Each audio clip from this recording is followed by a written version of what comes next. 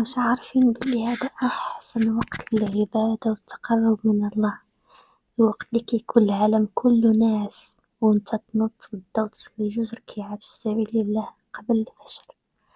ربي كل نهار كينزل للسماء ويقول هل من داع أستجب له.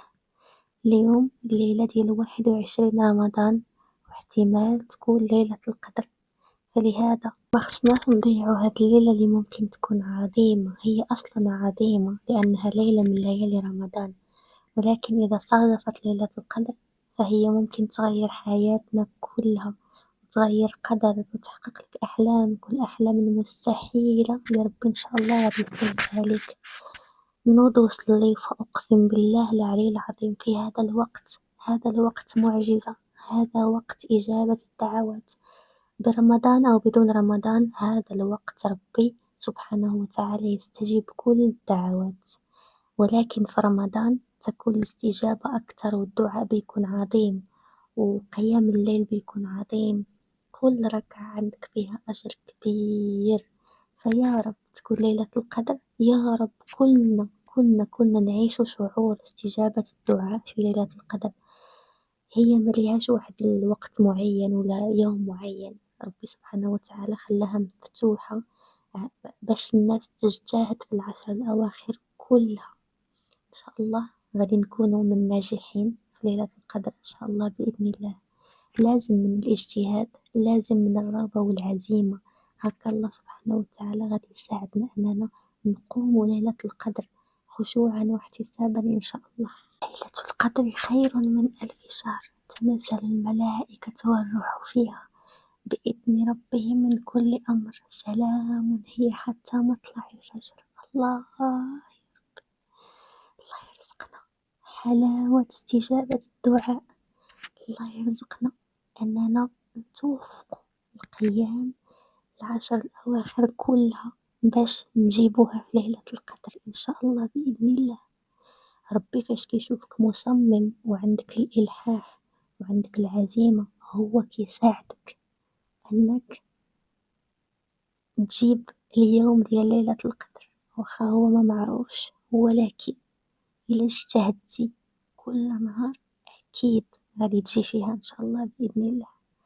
فأنا متحمسة صراحة الله، أنا ما نعساش وعندي الخدمة مع 7 الصباح وشربت ريد بول والقهوة باش نبقى فايقة الصراحة، ما بغيتش نفوت عليا هاد الليلة حيتاش حاسة أنها ممكن تكون ليلة القدر، فسواء كانت ليلة القدر أو لا حنا ديجا فائزين، لأنه ديما قبل الفجر الثلث الأخير من الليل دعوة مستجابة إن شاء الله، أقسم بالله العلي العظيم.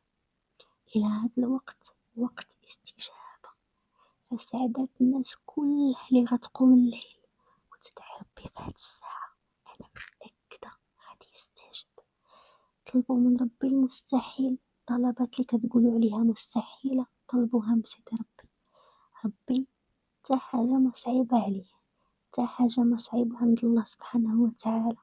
وأي واحد كيقولكم ويليش هاد الطلب كطلبي مستحيل، قولوله إن الله على كل شيء قدير، وبصح ربي على كل شيء قدير، رحمته وسعت الكون إن شاء الله بإذن الله.